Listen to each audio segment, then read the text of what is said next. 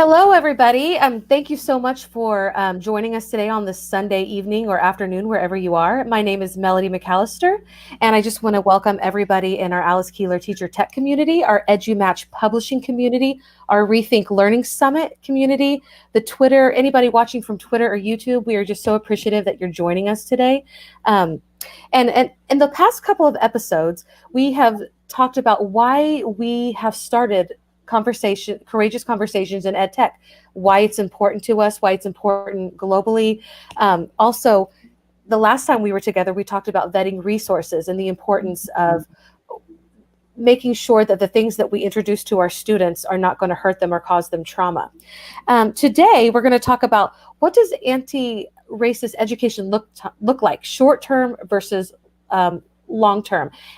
And that's something that we really want to dive deep into. So it's okay if we go a little bit longer today, or if you have a lot of questions. And even if you feel like what we're saying makes you feel a little bit defensive, I completely understand. And I hope, and I just encourage you to push through that today and to keep listening. And we welcome your feedback in the form of questions and comments. Dr. Ilene Winokur is going to go over our agreements. We just ask that anything that you have to offer stays within that. At the very end of our conversation today, we'll be dropping a Flipgrid because we want this conversation to continue. And we just thank you so much for being here and joining us. And that's all I have to say. Dr. Ilene, how are you doing today? I'm doing well, Melody, and it's so great to be here again with you and Victoria.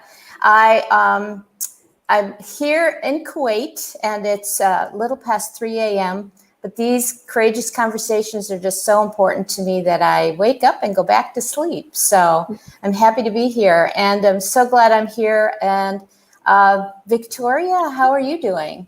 Yeah, I'm great. Thanks for asking. I'm here in Seattle, or Seattle-ish, right? I'm in Tacoma. Kind of rainy outside today, but that's okay because it's not going to put a damper on this conversation. Personally, I'm very excited for this.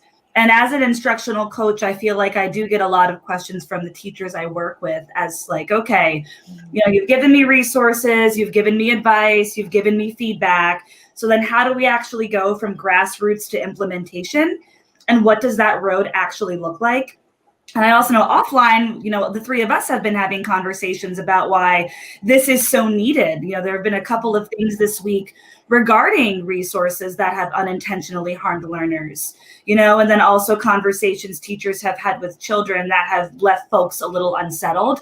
So I think that this is a needed conversation, especially before the holiday. And then hopefully folks can take this either immediately or maybe after the holidays. Yes. Yeah. And we have 3 amazing panelists today who actually were very active in our last episode. So we're in just a moment. Dr. Ilene's going to go over our agreements, but then we're going to bring up our panelists one at a time. But I just want to give a shout out to Dr. Sarah Thomas, Dr. Desiree Alexander, and Valerie Lewis for being champions today and joining us today, being so brave. And we're going to bring them up one at a time so that they can introduce themselves. But before we do that, Dr. Ilene, do you mind telling us about the agreements that we adhere to? Absolutely not. And these agreements come from the book Courageous Conversations by Glenn Singleton. Mm-hmm. And they're extremely important for us to remain focused and to be able to not withdraw, but to stay a part of the conversation. So the first one is stay engaged. We need to make sure that even if you feel uncomfortable or if you feel that you want to answer or come back, that you do stay engaged. That you don't shut down. We want to make sure that, we experience discomfort during these kinds of conversations because it questions the things that we thought we were doing were correct or that we understood, that we've known for a really long time. So often we experience discomfort. We want to make sure that you speak your truth from the heart, that you feel safe within this space in order to be able to say what you mean and say what you feel, and also be heard and make sure that others are listening. And then to expect and accept non-closure. Many times these conversations leave us open-ended, upended, sort of unsure of what we used to think about things and questioning ourselves. And that's to be expected. And so expect and accept that sometimes you walk away from these conversations and there won't be a final, yeah, we agree or we disagree. There'll just be a thought process that continues. So these are the things that we want to keep in mind, especially as people comment, and also to be able to continue the conversations that we feel are really vital in this atmosphere. So thank you. Thank you. And so Dr. Ilene and I are going to disappear. We're going to bring up our first guest that Victoria is going to introduce. So we'll see you all in just a minute. Yes, so I'm going to be introducing our special guests by alphabetical order in first name. So our first is going to be Dr. Desiree Alexander. Yay! Hello, Victoria. How are you doing? I am great. How are you? I'm good. Good. So happy to have you here today. And I know you and I have been connected on Twitter for quite a while, but this is the first time that we've been in like a face-to-face or like Zoom-to-Zoom space. So it's super nice to have you. Yes.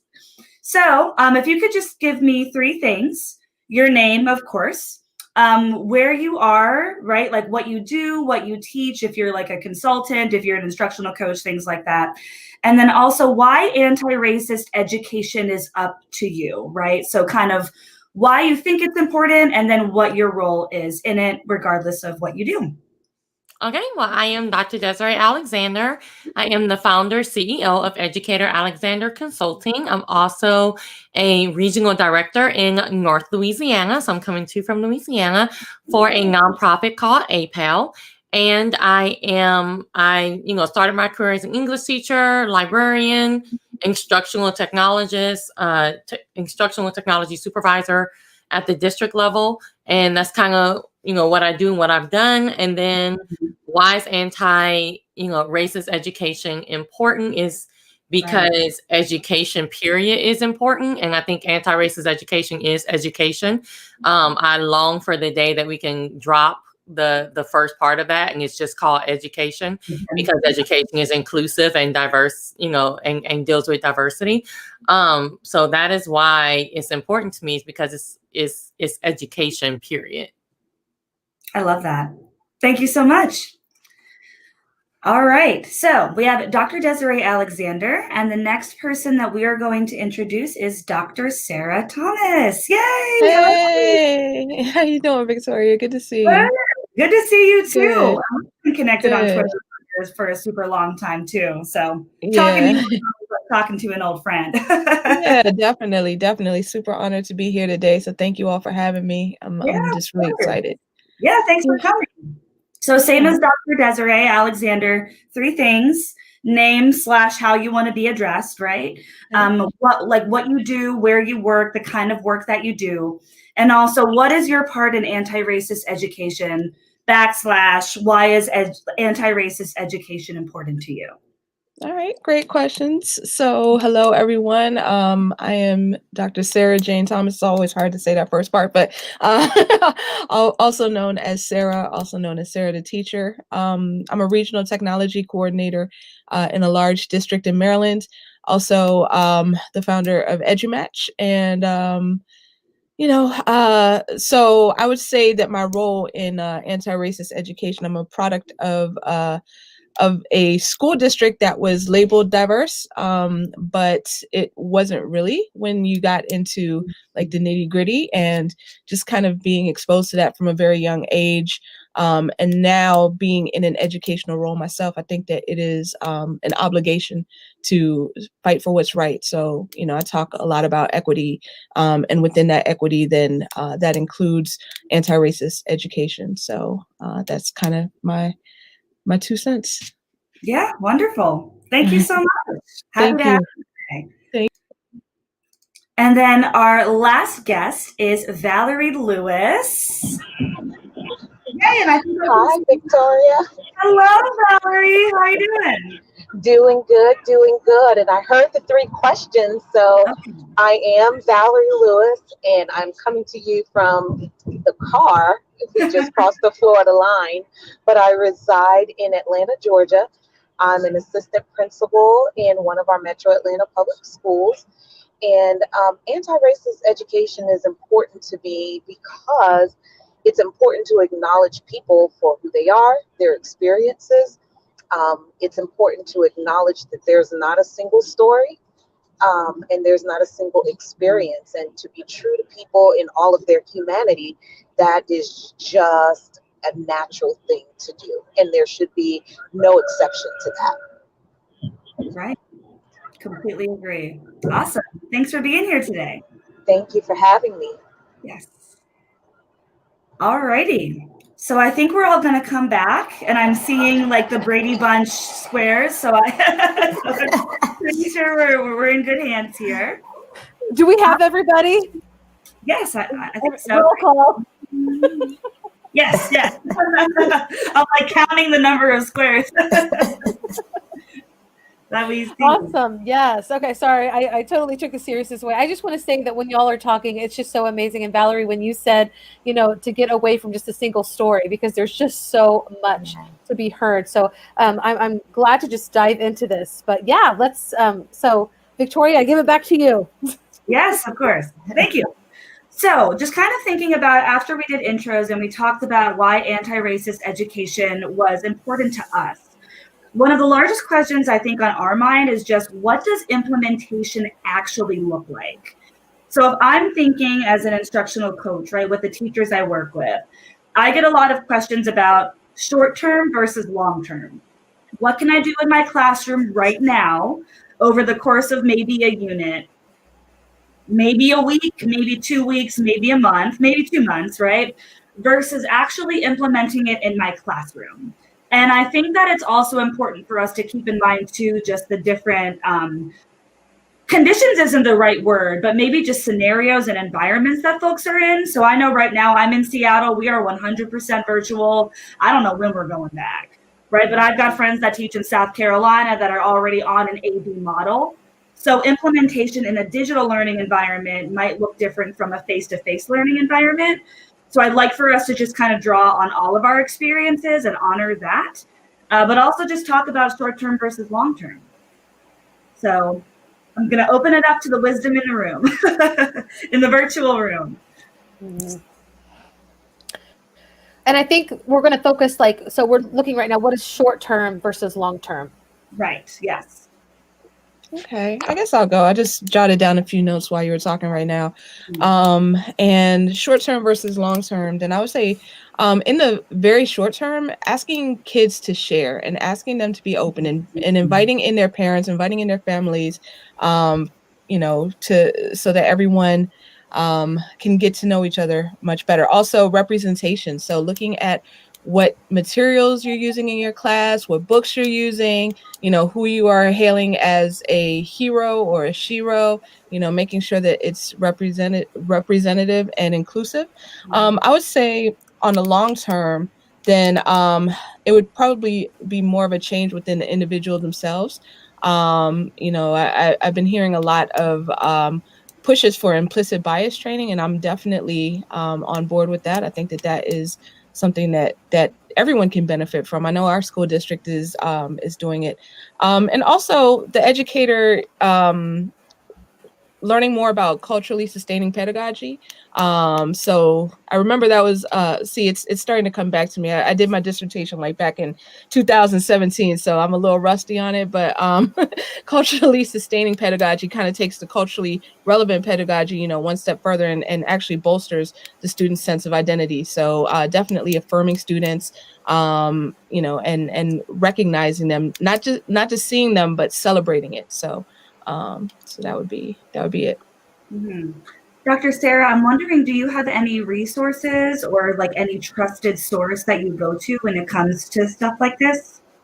Yeah, I would say that most people are on social media in some way, shape, or form, and there is this content available. You just have to be willing to do the work. There's communities available. For example, this awesome conversation that y'all have put together today. This is one thing, and people can definitely tune into this. There's also Clear the Air, which is a great Twitter chat and Voxer group. There's EduColor. There's Equity EDU. So there's so many different resources that are out there. So since, most of us are on social media in some way, shape, or form, then just finding those different groups to educate ourselves. And that would go a long way. Right. I would love to piggyback off of what Dr. Sarah said, because I heard her talk about representation, and it's so true. And I heard her ask the question of, who are you promoting as the hero? And I will also kind of further that up, who are you showing as the villain? And who are you showing as, the downtrodden? Who are you showing as the we need to save them? Because I think that's a problem in education. I think it's a problem in society in general, that we keep getting these messages over and over and over again that, this group is on top, this group is on bottom, and this group needs to be saved, the bootstrapping myth, and that kind of thing. So I think when she said that, I was like, and who are we also putting as those villains of history, of now, and all that kind of stuff. And I was also thinking of, when you're talking about short-term versus long-term, I think it is switching that mindset of the verses and really talking about how short-term leads to long-term. Like you can't start with long-term. Like there's no way to do that. So you have to start with the everyday, and you have to start with the now to actually lead to long-term change. And I think a big part of that is working on your culture.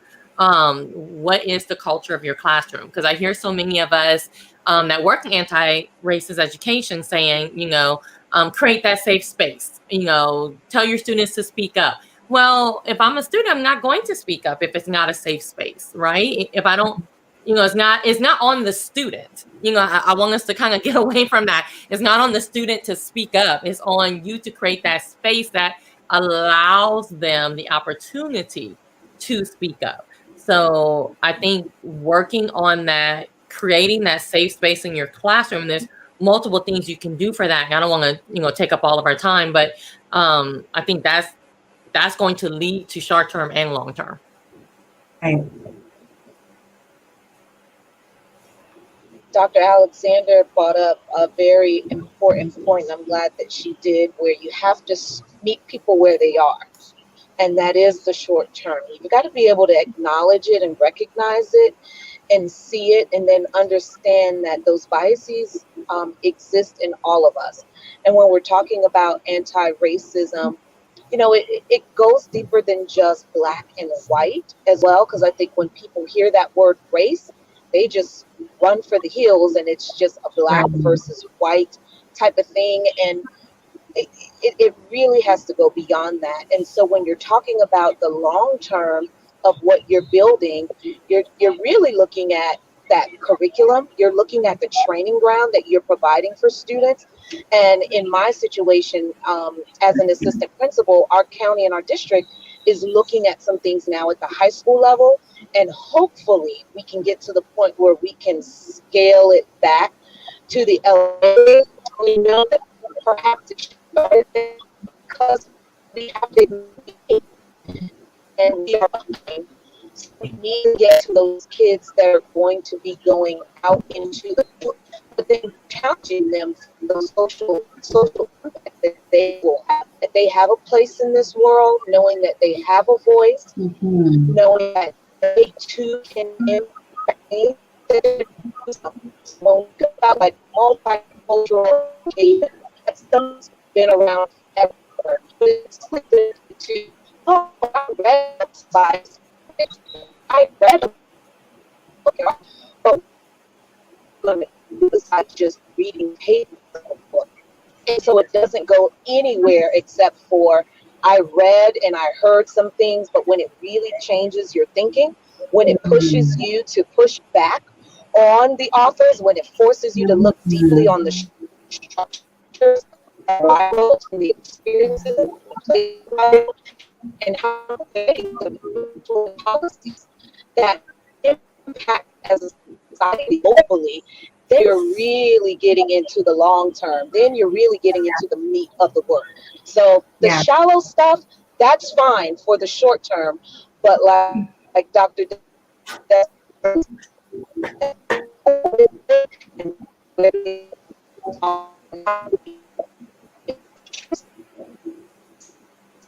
Hey Valerie, we're experiencing, I'm sorry to interrupt you. We're not being able to, I don't know, I can't hear or understand. Is that how Yeah, y'all? I think it's the internet connection that keeps going out because she's in the car. I Yeah. can hear 90%, but Right. she started to cut out about like 10 seconds ago. Yeah.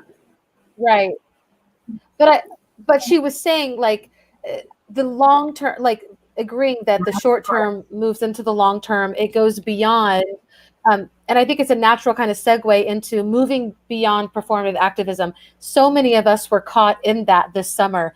If you feel like, putting the black square on your Instagram page was, what you needed to do and you were good. So that's performative activism, doing things that kind of tell everybody that you care, but not really willing to engage in what it takes on the inside. I think Dr. Sarah Thomas was saying on, dealing with getting to that long-term, the change within, and that's what happens. And then more of this becomes natural. So, is it okay if we kind of talk about like performative activism, kind of what it looks like, and then long term? I would love to hop in. I'm going to be completely honest here, and it's some stuff that I said like one-on-one conversations that I've never said in public, but I'm just going to be really real. Yeah. And it was a couple of things this summer that I got really tired of really quickly. And one was like the little black box thing, and I even put on my social media that I will not be silenced. Like you can talk and activate at the same time. Like, Right. No, I'm not putting a black box. Like I'm not going to be. Oh, I'm not putting a black. Is it okay if maybe we give a definition of performative activism? That way, folks, if they're listening, right? Because I'm kind of like, I hear you and I 100% get it, and I'm like, you, me, same page. but I also want to make sure that other folks are on the same page. So if you're listening and if you don't know what performative activism is, so this is a term that basically refers to activism that's done performatively. And performative means exactly what it sounds like. It's putting on a show. It's not authentic. It doesn't really mean anything. So it's activism that's essentially done to increase somebody's status, or maybe they're doing it in like a laissez-faire way instead of their devotion to a cause. And that's super problematic because, of course, when we're doing this kind of work, right, when we're doing equity work, when we're doing anti-racism work, we want folks that are in it because they are committed to the cause. And when you have someone that's posting a black square because their friends are doing it, right, or you have somebody attending a rally because it looks cool and they can put it on their social media, what's the point, right? And then that becomes problematic. So I just wanted to throw that definition out there. I'm going to shut up. Dr. Desiree. No, thank you. Yeah. Thank you. So the black square thing got old very quickly. The posting books that you got from Amazon that you've never read got really old. Like, it's like, oh, I got white fragility. Like, if I saw one more white fragility book on a bed out of the box, like, I'm like, can you read it first and then tell us what you thought about it? Like, what? Why are you taking pictures? Like what? And it started making me think. I even started telling my friends that it taught me a lesson to not just like think before you post, but think of why are you posting? Like, what are you actually trying to get out of this post? And it made me start questioning, like, what am I actually trying to get? Am I trying to help people by this post? Am I trying to make myself feel better about this post? Am I trying to show, like, look at me? Like, what are you actually trying to get out of this post before you post it? So it actually taught me something. Now I'm gonna just say what I said to my friends when this happened. But the Follow a Negro Day on Twitter, would be a post, and it would say, "Hey, please tell me some Black folks that I can follow." And it wasn't but it happened constantly. Like, please tell me some Black EdTech people, and then my name would be listed. And I kind of got like, at first it was like, thank you, I'm honored. And then it was just like, okay, but hold up. Like, you're not listing me because you're awesome. You're not listing me because you're listing me because I'm Black and I'm in this space and I have a couple of followers. That's not okay. Like, that's not okay. So it's one of those things that I got with some other people, and I was like, okay, I'm kind of tired of the whole Follow a Negro Day. And that's what I started calling it, because then I would get all these followers that know nothing about me just because I had a little Black face, in the thing, and they were like, "Hey, good enough." Click. Well, no, that's not okay. And we started telling people, like, thank you, but no thanks. Like, stop listing me on these lists. Now, if it's a list that's saying like, who are some rock stars in EdTech, put me on it, boo. But just to say, I'm putting you on here because that's not okay, and it's never okay. It wasn't ever okay. So I kind of saw that start to dwindle, which is great because it needs to dwindle, and because it's not cute and it's not honoring, and it's one of those things where I've had situations where people would talk about Black people and then go, but not you. It's one of those kind of situations where it's like, that's not honoring to me. So get me off of those lists. But those are some of the performative activism that I saw, especially this summer, kind of rev up, that just wasn't cute. And the last thing I'll say is actually for some of my activists. I started getting really upset that I kept seeing some of my activists say, your silence is deafening, which I do agree with, right? Your silence is deafening. But then when people would speak up, they would say, go sit down. And it's like, we can't have it both ways. Right, we can't have it both ways. I would get upset. I'm like, wait, but then her silence was deafening. And then when she spoke up, you say you're not speaking up the right way. Like, that's not, we can't have it both ways. So either we're going to say your silence is deafening and then, promote, or maybe even in the back go, okay, what you said, I'm happy that you're trying to speak up, but let's talk about what you said. Let's deconstruct it. Like, you can't keep barking at people and doing it both ways. So I know I probably made some people mad, but I don't care. No, I completely agree. And I'm the same way, where we want people to do the work, right? Like, we keep talking about the work, and I'm like air quoting right now, but like, the work can mean a lot of different things, but if it doesn't look exactly how you specifically want it to be, but if you're not the person doing said work, you can have an opinion, but you can't necessarily police how somebody does what they do. And, people have different platforms, right? Twitter, Instagram, conferences, books, lots of different things. And I have friends that have read White Fragility, that have read all of the different books. They're creating book clubs so they can talk about these types of issues.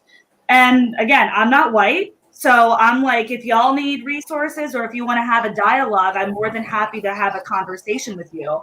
And then I get flack, well, I can't believe you're talking to them. And no, this is not how it needs to be, because when we get allies and when we have people invested in doing the work, why are we going to then turn them away? Just because it might not look exactly how I want it to look or how somebody else might want it to look, it doesn't mean that I should discount them from the conversation. And we really can't have it both ways, because if we want somebody to do the work, our work as people that are already invested in this space is going to look very different from somebody that's starting at ground zero. Right. And we have to give people space to grow. Like, that's the whole point of this, is we have to give people space to get there. Because if we don't, then what's the point? Right. I might not be a fan of it, but I respect it, because I've been at that place many years ago, teaching in South Carolina at ground zero, and had to build myself up with resources, right, with communities. I know what it's like to be there, so I don't fault anybody for starting there. And I just want to, say that it does feel really crappy when you start on this, this path as a white person. It should feel kind of crappy. Like, it should feel painful. You should be dealing with all the ugliness that comes up, because, our country was founded on just evilness. I mean, there's just no way around that. You have to deal with it. It's okay. It's not pretty. You can't package it in a little bow. You're going to feel like you're damned if you do, damned if you don't. These are all natural parts of embarking on this journey, and making mistakes. We're not. And Melody, let me stop you just for a second. I'm so sorry. But one of the things I kind of not got into it with someone about is, they came on and they said, well, it's so hard. Like, it's so hard to know what to say. People get upset. And my whole response to that, and I may have been a little bit insensitive, but my whole response to that was, well, imagine how I feel. Like, this was like I'm sorry you're uncomfortable, but imagine your whole life being that. And I didn't mean exactly. But it was one of those things where I was like, sweetie, and she wasn't coming to it from a place like you are, like, you should be uncomfortable. She was kind of like, oh, I'm so uncomfortable. Like, oh, really? Imagine life that way. I'm so sorry your Tuesday got ruined. Well, I hope I'm not being terrible to laugh. I love your real talk. And it's, that's exactly it. If you you have to move through that, and you have to get over yourself. And that is definitely a part of it. And I was actually going to say, when you stick your foot in your mouth, not if you stick your foot in your mouth, I can tell you I've stuck with my hand. There we go. I have stuck my foot in my mouth many times. But what it looks like to go from performative to long-term is to apologize for that, to do better, to continue your education for yourself, to bring people on board with you that need help, and not to be able to speak up. There are times that I write about this. There are times when, as a white person, we're going to need to shut up and listen. And then there are other times as a white person that we need to amplify others. And so learning how to do that is not pretty. And it's something that is a long-term thing. And you have to deal with all the uncomfortable stuff that just comes up. There's just no way around. There's no pretty path. And that's all I really want to say as a white person. Yeah. Yeah. No, you have lots more to say, Melody, but that's, yeah. And it's good stuff. Yeah, and so Ilene, Dr. Ilene, you were saying that that's why Glenn Singleton's 4 agreements are so amazing, because it can actually bring us back to these. And I'll put those back up on the screen. And I'm sorry, I hope I didn't make everybody shut up with my big mouth. So No, not at all. Not at all. I was just going to say that I agree with everything that y'all have said so far. I think that was very well stated. And thinking about the performative allyship, one thing that really stood out to me, I remember how a couple minutes ago, Desiree was talking about how people would say your silence is deafening. In some cases, I would prefer some folks to stay silent, because it seems like a lot of companies are doing it for profit, to project a certain image of, we're representative, we're inclusive, we are anti-racist, but really they're trying to get a buck. So if that's the case, don't say anything at all. Like, please just don't milk it for your own profit and for your own gain. And speaking of that, another thing that I've seen a lot, and I don't exactly know how I feel about this, but the videos that are reshared over and over and over and over again, and I wonder sometimes, what are people's motivations for showing, for making this violence against Black people, brown people go viral? It's like, I've heard the phrase trauma porn being used. And I mean, to me, that's really disturbing, but that's something that we've been seeing lately. But also, speaking of viral, one last point I would make about it is that my fear, I was very encouraged when I saw that people were coming together after the murder of George Floyd.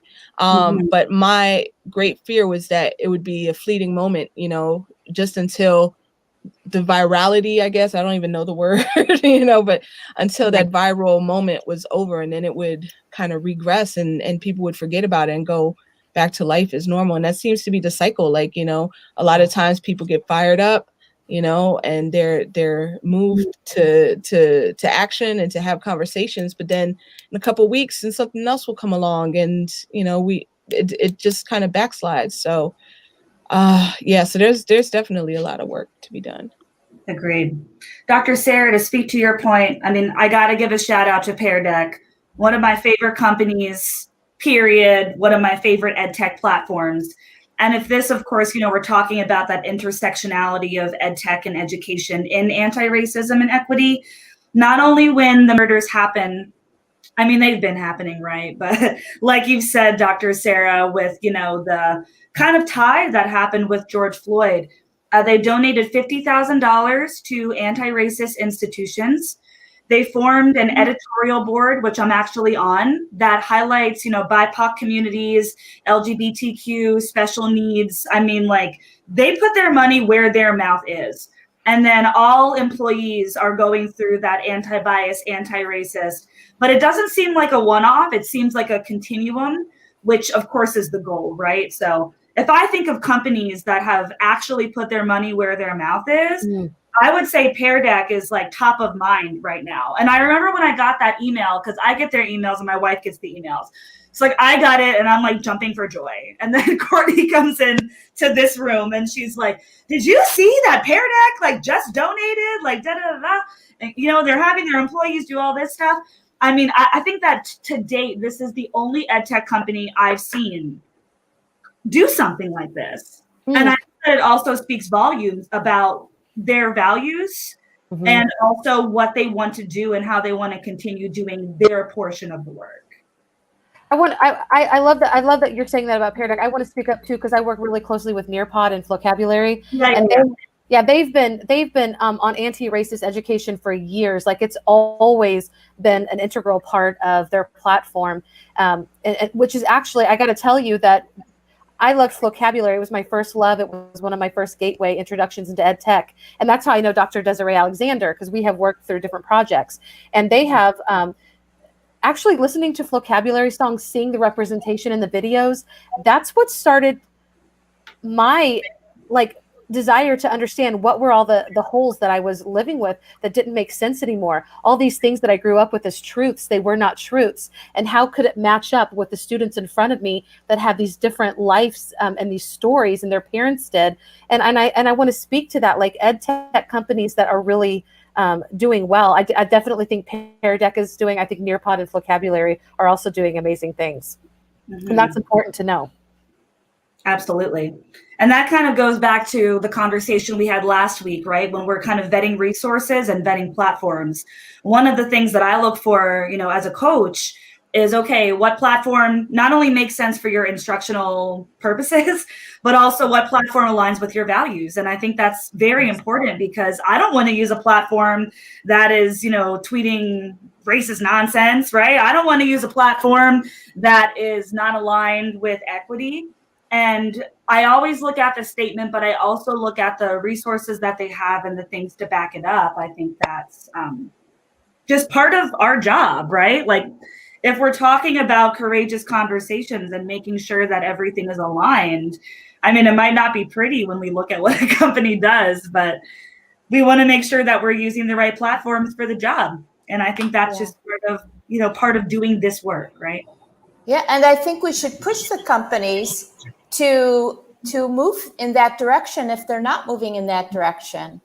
And, nothing is maybe serious as boycotting, because sometimes the platform is something that we need in our classrooms, but to voice our concerns about things that maybe are not happening, that need to that need to be happening. That's one of the things, we sort of talked about last time, about vetting the resources, to look at it in its wholeness, not just in the fact that we want to use it in our classrooms. Right. Can I ask a question? What do you guys think about companies that may be doing the work but may not be public about it? Ooh, that's a good question. What's the point? I mean, that's what comes to my head. Like, you have to, I think one of the things that I struggle with, not really struggle, I kind of have an opinion about it, but is, again, going back to that performative, like, everything good that you do doesn't have to be broadcast. So that's what I want, we were talking about, if you go donate, or if you go, that doesn't have to always be on Twitter. That doesn't always have to be. Right, yeah. And I do get very annoyed when I think we're doing the work. We just don't want to, we're not hiding it, but we're also not saying, look at us. So what do you, I think it's a balance. And I think some companies, some famous people, all these kind of people that, we are in the spotlight, we, again, playing devil's advocate, we kind of want it both ways. Right. We want them to do things, but then we also want to know that they're doing it, or we talk against them. For me, I think it depends on the company and also the statement. So a company that I've worked for in the past, when Juneteenth came around, it was Juneteenth, everybody take the day off, learn about this, da da da. And I was like, this is nice, but I don't know how many people are actually going to take advantage of this. To be completely honest, if I get an email that says day off, Juneteenth, and then for the folks that are listening at home, if you're not familiar with Juneteenth, Melody, I'd be happy to drop a resource. That way we can. Yeah, please. It's Saturday, June 19th. That'll be next year. But it basically celebrates the true end of ancestral slavery in the United States. So when I got this email, I was like, hey, that's dope, right? Like Juneteenth, we have the day off. I love that, the company is recognizing this. But then also at the same time, following it up with take the day off to learn on your own. I mean, to be completely candid, I work with a bunch of white tech pros. They're not taking the day off to, to learn about Juneteenth. They're going to go hang out with their friends and drink some beers, or, maybe they're going to spend time with their family. They're taking that day off to allocate it however they want to. So the day wasn't, for me, spent purposely. Now, as a Black woman, I know about Juneteenth, and I have parents that are very pro-Black. And, I learned about this as a young child, and also, growing up in New Jersey. I also got a taste of this when I was growing up as a kid. But the average adult will just view this as a day off of work, right? So for me, it's intent versus impact. And I think that those are two different things. And Melody, I completely agree with your point where it's like, well, then what's the point, right? Like, I want to know the good work that you're doing. That way I can, have a conversation with you about it, or maybe I can vet a resource like this. And then also some folks want to stay away from stuff like this because it might be a sensitive topic. So my answer, non-answer is like, I understand it. And I so desperately want to know what companies are doing, but also if it seems performative, or maybe if it's just like, hey, day off, go look at this, then I don't care for it. It's just, I don't care for it. I don't care for it. Yeah, and I want to speak to this too. I want to say I have to think about all the time if I'm being performative, and I think that I have been guilty of being performative. I hope that my friends would call me out. I know I have a friend, Nicole Taylor. She and I, we talk about stuff all the time on the other side of things, and I'm always welcome. I think that's how you know when you've kind of reached a threshold, when being called in, actually gently being called in by somebody. Is something that you just are going to be welcome because you know it's the right thing, and you're not going to get defensive about it. So I think that kind of, it's just kind of something that naturally happens. And I think that there are times when we as white people do need to model for other white people that this is a good step. This is a great step in, taking action. When we're talking about Juneteenth, I remember there was an article that was written and I posted, and I asked on my social media, so how as white people should we celebrate? And I can't remember who, but there were some people of color who were like, you need to leave this one alone. This is not for you. This is for us. And so I think that there are different interpretations, but I do have to say it does hit differently for us. Juneteenth is not special for me. I've never celebrated it as a white person. And so it's not going to be as special for me as it is for people of color. It's different. And I hope that wasn't offensive when I said it, but I remember at the time when they said that, I had to honor that. I felt like honoring that. What I did on the other side was just learn about it, take it upon myself to learn about it. Yes. Talk to my kids about it. Those are things that we can do. I didn't have to broadcast that. Those are just the things that I do at home with my own kids. Yeah. And I think that's really important. And I'm wondering if in our classrooms, because I was in a classroom learning a long, long time ago. And we did a lot of perspective taking. We learned about all different sides of an issue and really looked at it closely. And so I'm thinking, as you're saying that, Melody, that and true that we need to learn, and we need to be able to see things from all sides, so that, as Dr. Desiree was saying earlier, when we come up with an issue, we understand and not just empathize, but have compassion for the struggles that people have been through. Mm-hmm. And we can't do that if we haven't been involved in this whole idea of perspective taking. If we don't see things from all sides and then make a judgment for ourselves what the real truth is. And that's something that I'm not seeing as much. It's, a lot of all about me and my experience. It isn't just about our experiences. This is about the common good. This is about community.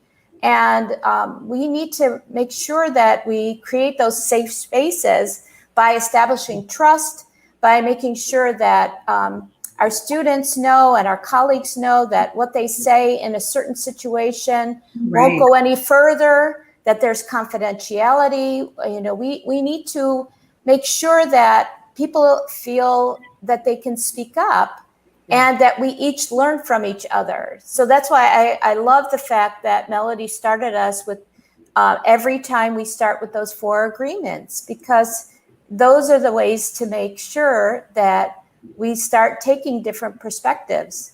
And so for something like Juneteenth, I'm looking at, like Melody said, what can I learn from the situation? What didn't I know about Juneteenth? What have the experiences been of people that I didn't grow up as, so that I can understand and then be able to speak to others when they question, why am I so empathetic, or why do I understand so much? So. Mm-hmm. And I think like Dr. Sarah was saying, I think that's why it's so important that representation matters in the classroom, but also that you're not only representing the students that you have in the class.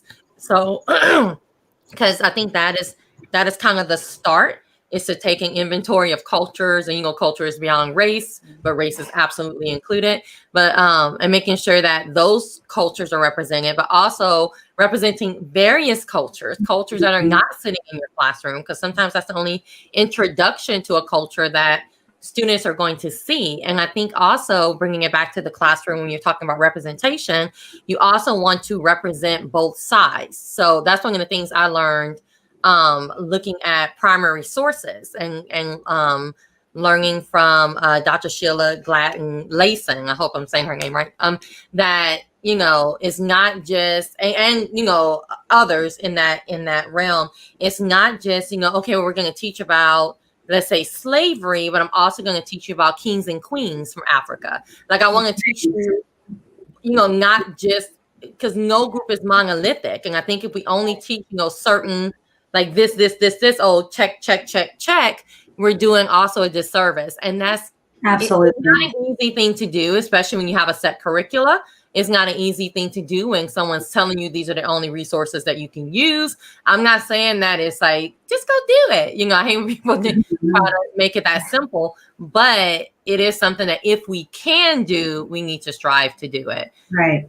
And I think that goes directly, so that's kind of like our last topic, right? Where curriculum is walking alongside the equity, and it's also walking alongside the resources, right? So being an upstander, and this isn't the first time I've heard this term, but when I was talking, and I don't know if Margaret Atkinson is listening or just tweeting, but she and I have a really good working relationship. And, I presented at DigFit Summit, blah, blah, blah, had a ton of fun. But she really prides herself on being an upstander and gave a lot of really kind words regarding that. So I'm just thinking about the conversation, of course, that we've been having this whole time. What does being an upstander in the classroom look like to you? And for those of you that are listening at home, an upstander means basically when you see something, say something. If something is wrong, you stand up, right? So what might that look like to you all? And then if you have any closing words or resources that you'd like to share for the good of the group, that would be wonderful. Oh, and I'm going to say one thing. I've been posting the resources, Victoria, as you've been sending them. So in the comments of this, and we are also going to put this, all the resources that you've been posting into like a Wakelet. So that is coming. And Valerie shared, she's having some technical difficulties, but she wanted to share, I just posted it, that the New York Times has great resources and has done great work. And Valerie, thank you for doing this. She wanted to be a part of this so much, but she's in transportation and tech has been an issue. But she's been listening, and we thank you for your leadership, Valerie. Yes, thank you, Valerie. Yeah, and hopefully we can have her back on a future broadcast. Yes, so but she's not in the car. When she's not in the car on her way, yeah. Yeah.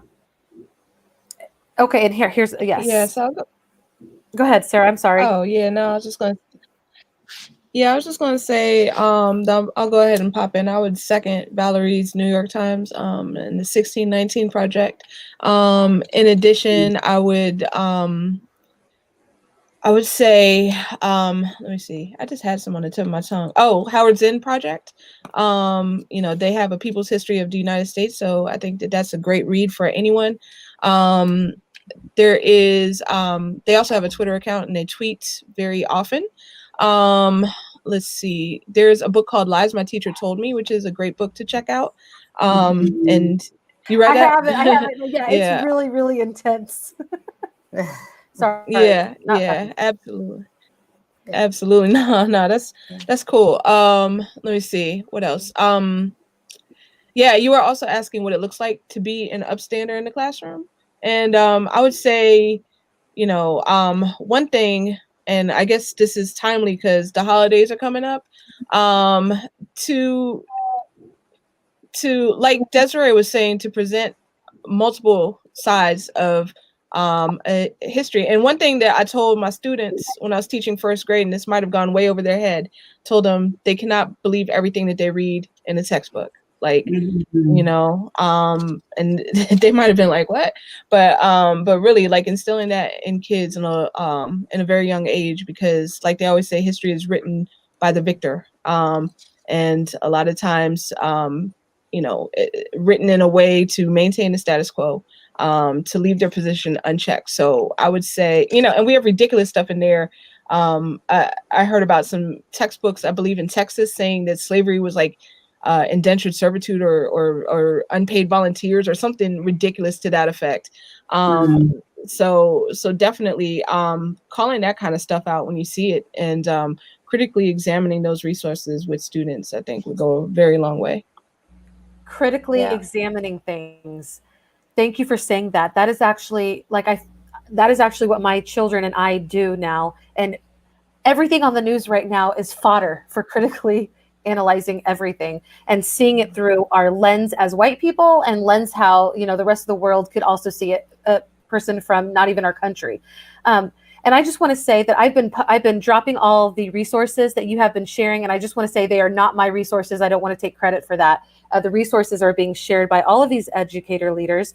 And as we do wrap up, and we're actually going to come back after the holidays. We're going to take a break. We're going to kind of reiterate where where we've been strong, and where we would like to grow. But this has been an amazing experience. Dr. Alexander, Dr. Thomas, Valerie, Dr. Ilene, Victoria, you guys have all been a part of this in an amazing way. We thank you so much. We're just about to end our broadcast, but are there any last parting words that you would like to say before we say goodbye? I just want to comment on what Sarah said. Dr. Sarah said, I wrote down status quo about 50 minutes ago. And that's, yes, we have to teach them how to disrupt the status quo. We have to. We have to teach them how to think critically. Just because something is so doesn't mean it's right. And just, teaching them that, because I don't think they're getting it from too many places. So teaching them that, just because you see it in print, whether it's a picture, whether it's text, doesn't mean it's truth. It doesn't mean that it's okay. So teaching them how to disrupt, but also, I guess my last point would be is also to teach them what they can do about it. Because we don't want to teach our students this sense of everything is horrible, dread, dread, dread, bye. Like we need to teach them, like, what is my role in it as a young person? What can I do in my role right now? How can I help? How can I be a part of the solution instead of the problem? So we have to, all of those lessons that we do and those things that we teach them, we have to teach them their part of it, because we don't want a generation that just feels helpless and that just goes to sleep all the time because they don't know what to do and they get overwhelmed. So we have to teach them that. And that's it for me. Gosh, that's a lot. And you just spoke to, like, okay, we are teaching kids this, but as adults, if we haven't moved through because that you just named what so many of us feel, and we just go to sleep because we're like, this is too hard. Yeah. No, this is a journey. And I think in education, we really need to take a close look at what our outcomes are and what competencies we want our students to have when they graduate. What are the things that we really need them, and then look for the resources. We need to judge the resources with a different lens now.